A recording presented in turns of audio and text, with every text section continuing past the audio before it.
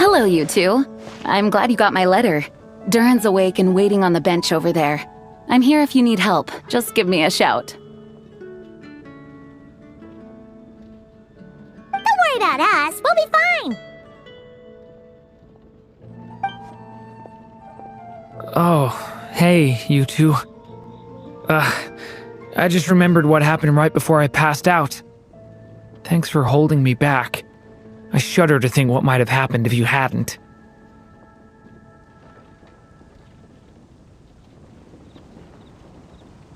I'm fine now. It's just... a lot of people seem to have forgotten me. Don't worry. We'll figure out a way to fix this. Why don't you start by telling us what happened? It felt so strange. After I realized no one recognized me anymore, I suddenly felt like I'd completely lost contact with my body. Abyssal power lies sealed within this body I inhabit. So when I lost my connection to it, I lost control of that power too. It wasn't until I heard everyone calling my name that I was able to reconnect with my body. You lost contact with your body? Does that mean there's something wrong with it? Sounds like we need Albedo more than ever. I don't think the problem lies in Albedo's alchemy. Huh. But then, why are people forgetting you? Guess that's what we need to figure out. That means we need Alice for sure. But it's been ages and she still hasn't been in contact.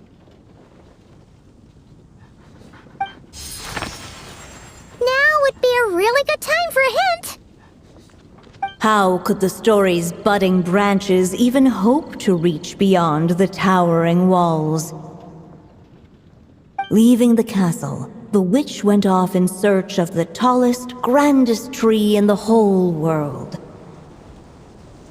High up in the canopy of that tree, she sought a resting place, a refuge where the little sapling might take root. Go to that place, for it was there that the sapling felt its first breath of wind. Huh? Was that another clue? Does that mean the story isn't over yet? Leaving the castle. It just occurred to me. If this story is all about my own experiences, then wouldn't what happened after I left Simulanka be part of it too? But how could she possibly know exactly what would happen? And even if she did, how could we know when the story was complete?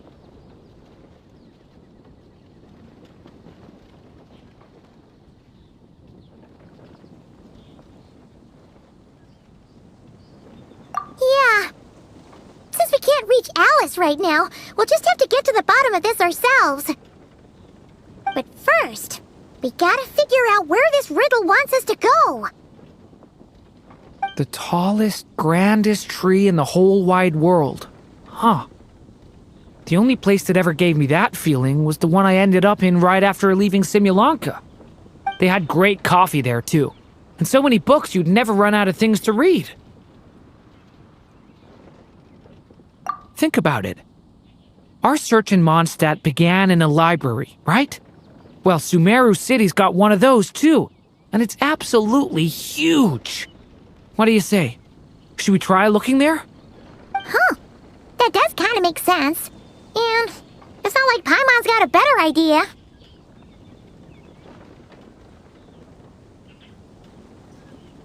Alright, let's just give Jean and the others a heads up first.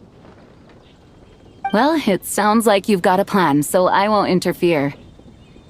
All I ask is that you stay safe. Albedo won't be back for some time, and until he is, we can't know for sure how dangerous Durin might be in his current state. I'm so sorry about what happened before. Believe me, I'm not blaming you, and neither is anyone else here. If anything, it's the opposite.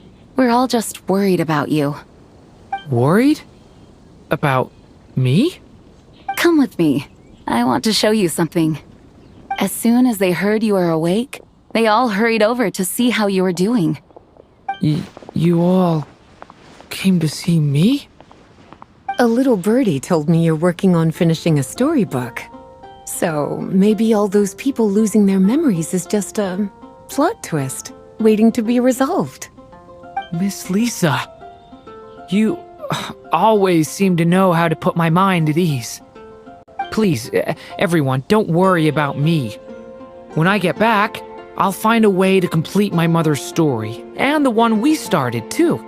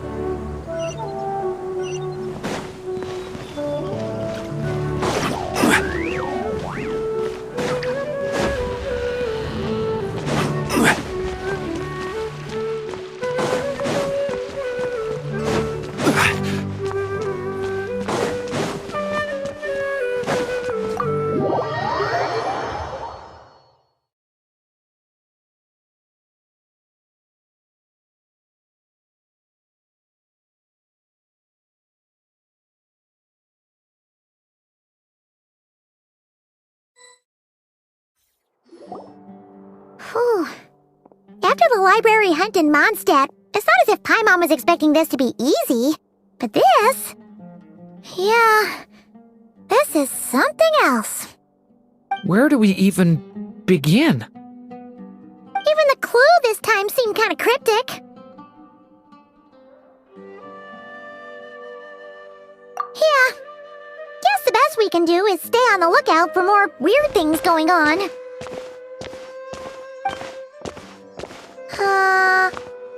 Huh? Sorry, what was that? I'm here to return Volume 5. According to the catalog, Volume 5 of this series is not available for loan. I can't accept the return of a book that was never checked out in the first place. Let me put it this way. My copy is complete. Yours, on the other hand, is missing large amounts of content. So you should swap it for mine instead. Sir, you have to understand. Managing a library is a serious business, and we have protocols in place for this kind of thing. I can't just replace an important volume in our collection based on nothing more than your word. Hey! Look what the Wandering Tom dragged in! Oh, it's you.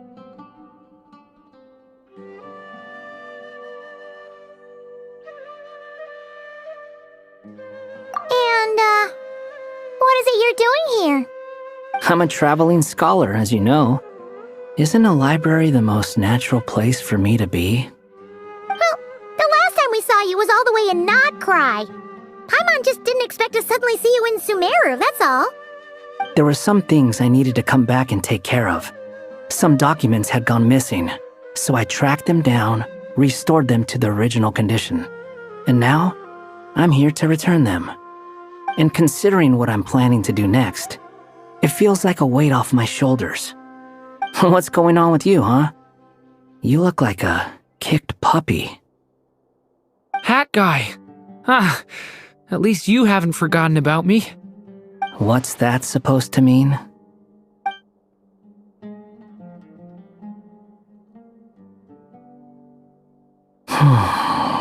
So it's been getting worse. Sounds like you know something we don't. After he left Similanka, he spent some time traveling Sumeru with me.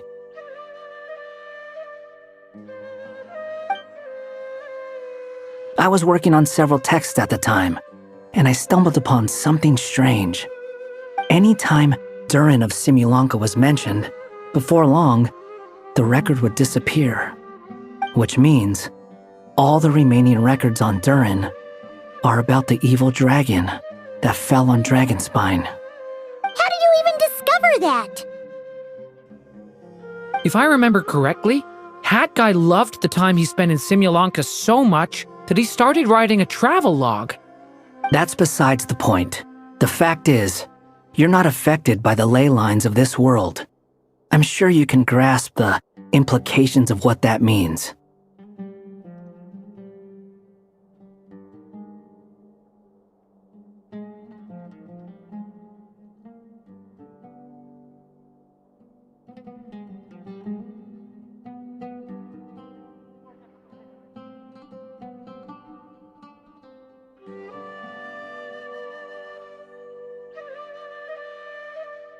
His case is different from mine. It's more like the world itself refuses to accept his existence. It started with a few written records, but now, it sounds like it's spread to people who never met him or didn't know him well. At this rate, the whole world might forget him altogether. The whole world? But that includes all my friends in Mondstadt, and even Hat Guy, too. So that's what you've been worried about all this time? Why didn't you just tell me? There are more important questions right now, like figuring out how to fix this.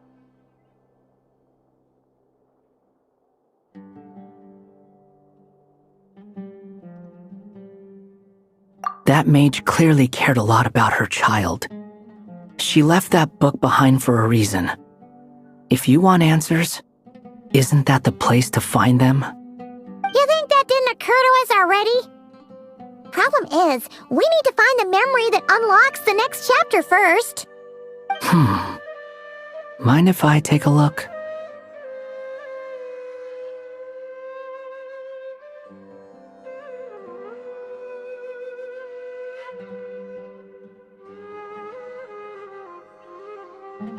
I just want to know what secrets this book is hiding. Besides, I've run into a bit of red tape, so I've got time. Of course. Be my guest.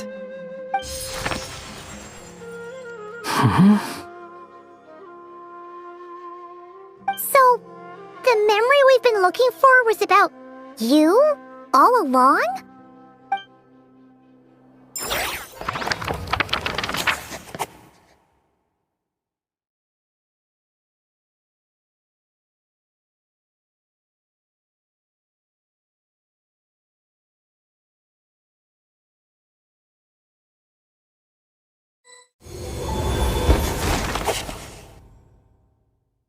The little dragon became companions with a stray cat with dark blue fur.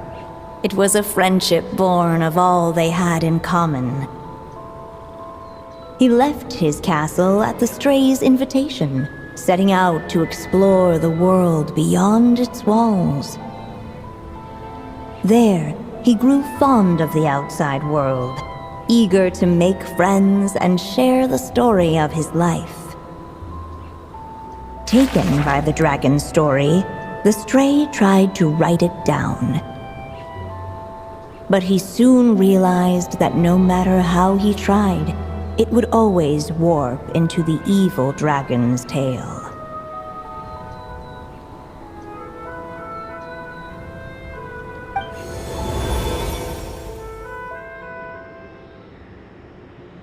So, this is the world where this chapter takes place? Looks like we're at the top of some kind of gigantic tree. This one must be about what happened to me when I first arrived in Tevat.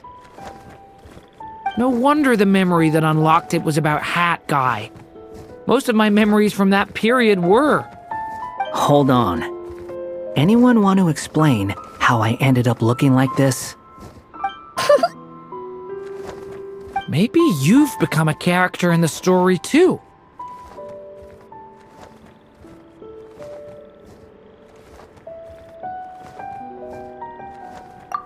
You see me as a stray cat? A wandering Tom, to be exact. You should count yourself lucky. Of all Durin's friends, your character is by far the most memorable. Maybe it's because I've known Hat Guy for longer, so my impression of him is more vivid than the others. Vivid? Then how come you haven't changed one bit? Guess that means the impression the traveler left was so vivid, it didn't need changing.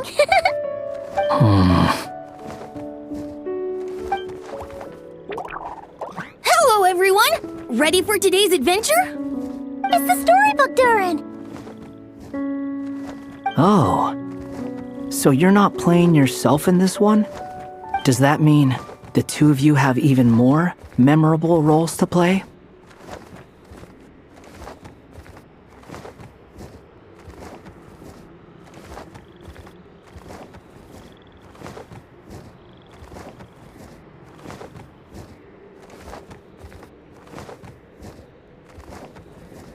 Where are we going today, kitty cat? Whatever. Just follow me. Same as always. Okie dokie! Can we chat along the way? If you have something to say, just say it. Was that seriously how the two of you communicated when you first got here? Yep.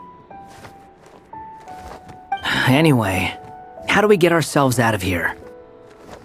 Usually, the narrator gives hints to help us figure out what to do. Speaking of which, about time we got some of those, don't you think? The story's vines had woven themselves together into a giant tree, the boughs of which a little storyless dragon now paced, homeless among its leaves. He had to find a way to leave this place and set off in search of a home of his own. If he stayed, the world would erase him from its memory altogether. To leave this place. But where am I supposed to go? The little dragon felt completely lost. Just like the vines, the road ahead branched off into different directions, twisting and turning before disappearing into the mist. But as luck would have it, a prophetess waited up ahead. Perhaps she might know where each path might take him.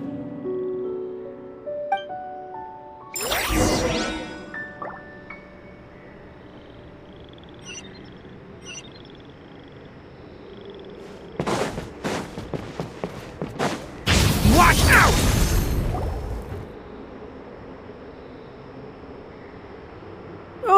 You must be the little lost dragon.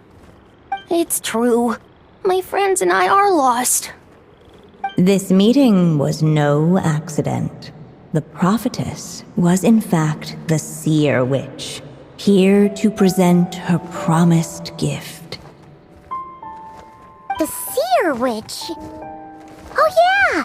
That's Mona's teacher, right? The old hag? Insolent child.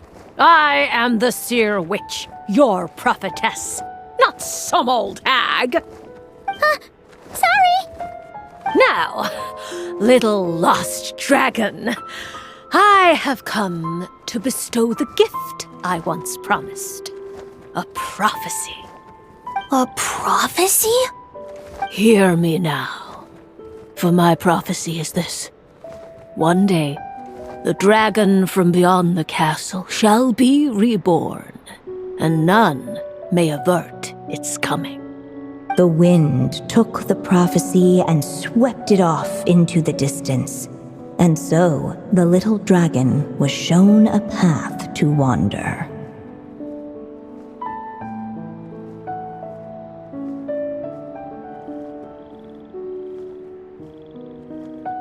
As far as I remember, once that alchemist from Mondstadt learned about the prophecy, he chose to stand with you against the evil dragon. So, what does any of this have to do with you being forgotten? Oh, wise witch of prophecy! Could we trouble you with another question? As enigmatic as she was elegant, the seer witch spoke no more, for her thoughts had long since returned to the starry firmament above.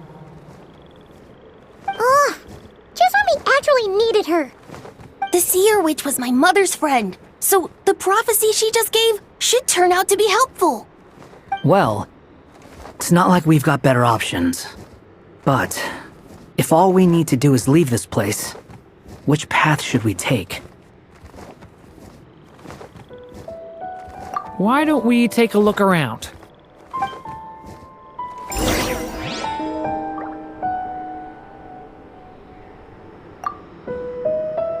As enigmatic as she was elegant, the seer witch spoke no more, for her thoughts had long since returned to the starry firmament above.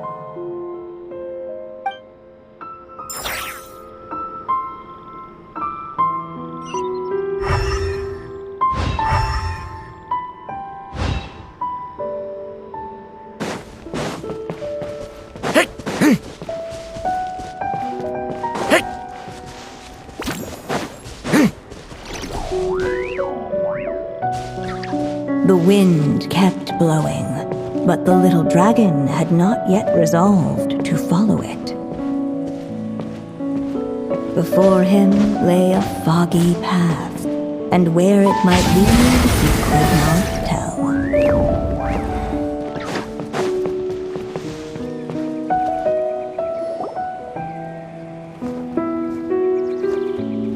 If we go this way, we'll be heading back to Mondstadt, just like we planned.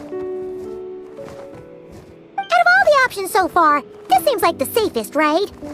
At least we know what happens next. He helps stop the evil dragon from returning, gets a new body, makes a whole bunch of friends, who all just forget about him. But you didn't forget, Hat Guy. I'm just saying, choosing this path wouldn't solve the main problem. You'd still end up being forgotten. Huh.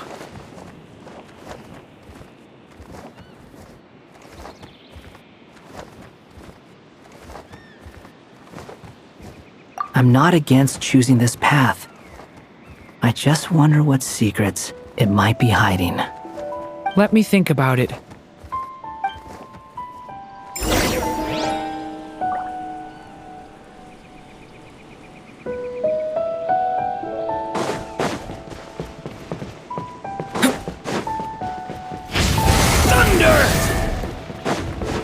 I still think you should keep going, little dragon.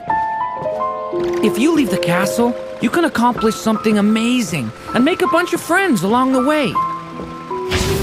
Really? Then let's go! Unable to preserve his story, the little dragon wandered astray. Fortunately for him, a certain prophetess had left behind a prophecy to guide him. The wind took the prophecy and swept it off into the distance, and so the little dragon was shown a path to wander. Following the wind's guidance, the little dragon made his escape. In turn, the prophetess affirmed the little dragon's choice, leaving an extra secret as her parting gift. Now that you've made up your mind, I shall keep my promise by explaining fate's little trick. Long, long ago, the gods of the high heavens gave the world outside the castle a magic of its own. They called it storytelling. It was a magic of almost unshakable power that governed how people met, grew close, and understood one another. Each person had a story meant for them and them alone, one whose ending was written in the heavens long ago. In truth, your story and the evil dragons are simply two versions of the same tale, and that is something the magic of storytelling cannot abide. Beyond the castle's walls, your story cannot take root, for the evil dragon's tale has done so already.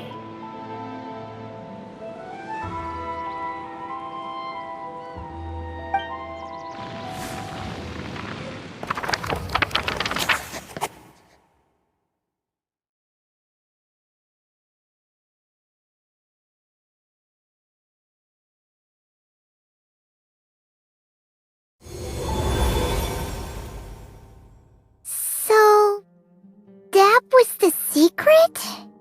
Huh. You still don't get it? Simulanka Durin and Tevat Durin share a special kind of connection. Their fates are mirror images of one another. While they were in two separate worlds, there may have been some mutual influence, but their fates were independent.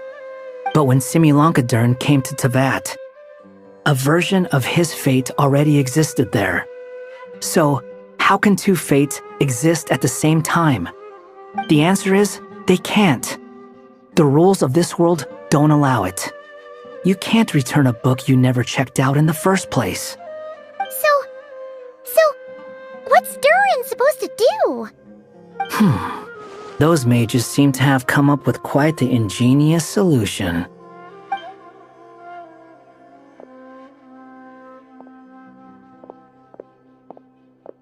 I'm here to make a return.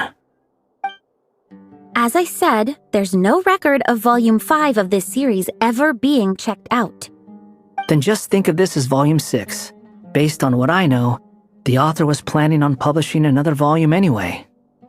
The catalog does have a slot reserved for Volume 6. So, this is it? Sure, let's go with that. All you need to know is, I'll be the one writing this series from now on. You...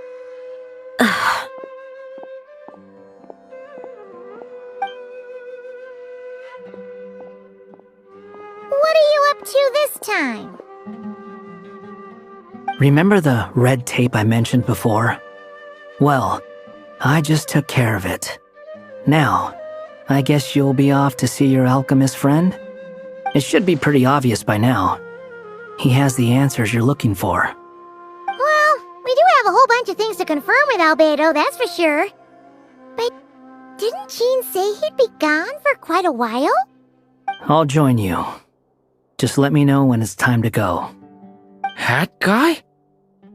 Don't sound so surprised. I'm part of this story too, aren't I? I'm just playing my role. Well, yeah. But it's not that. I just feel like you want to help, but something's holding you back. When I first realized you were being forgotten by the world, I thought it might be because you spent too much time with me. I even thought cutting our ties might be the only way to fix it. Why would you think that?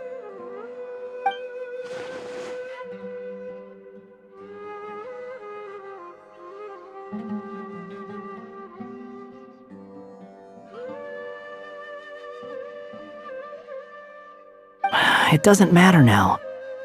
Judging from the answer this book has given us, I was probably overthinking it.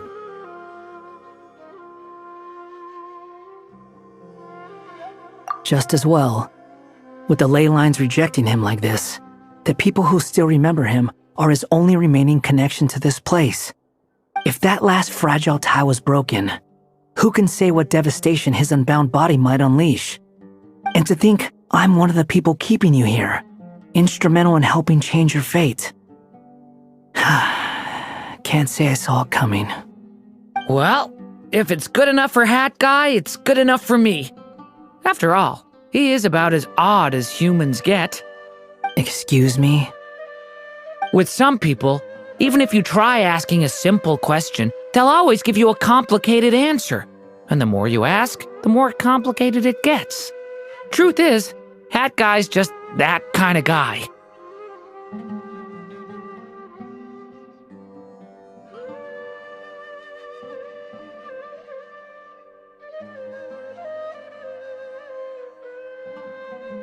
Whatever. All I needed was a yes or no, so we can quit it with all the back and forth.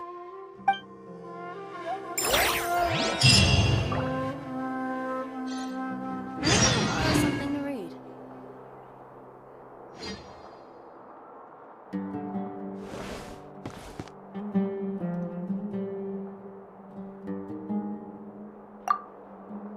I'm sticking around for the next few days. So, when it's time to go, you know where to find me.